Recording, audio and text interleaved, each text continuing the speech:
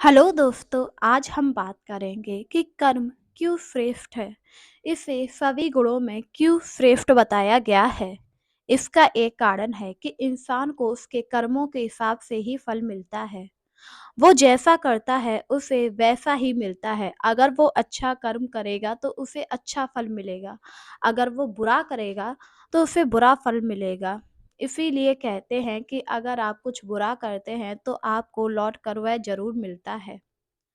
महाभारत के समय जब भीष्म पितामह को बाणों की सैया मिली तो उन्होंने श्री कृष्ण भगवान से कहा, हे केशव, मुझे ये किस पाप की सजा मिली है, क्योंकि मैंने तो कोई पाप किया ही नहीं है। तब श्री कृष्ण ने कहा, तुम अपने पिछले जन्मों को याद करो।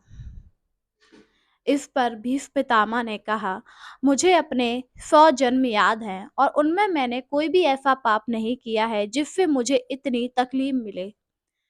तब श्री कृष्ण ने मुस्कुराते हुए कहा, तुमने एक जन्म में एक राजा के रूप में जन्म लिया था और तब तुमने एक सांप को बाण की नोक से झाड़ियों में फेंक दिया था और वह सांप तड़प तड़प कर कुछ दिनों बाद मर गया था, और इसी पाप के फल से तुम्हें ये सब भोगना पड़ रहा है। यानी कि तुम चाहे किसी भी जन्म में पाप करो, वह तुम्हें फल जरूर मिलता है, क्योंकि कर्म का फल बहुत ही श्रेष्ठ है, इसे मिटाया नहीं जा सकता है।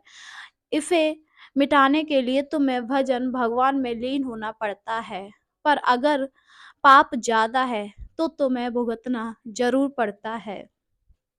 इसी वजह से हमें हमेशा उत्तम कर्म करने चाहिए। हमें किसी को नहीं सताना चाहिए, ना ही किसी को दुखी करना चाहिए, ना ही किसी के बारे में बुरा सोचना चाहिए, क्योंकि जैसा तुम करोगे तुम्हें वैसा ही फल मिलेगा। इसीलिए हमें सभी से प्रेम भाव से बोलना चाहिए, सभी का अच्छा करना चाहिए और सभी के हित के बारे में सोचना चाहिए, क्योंकि अगर आप जैसा करोगे आपको लौट कर वही मिलता है।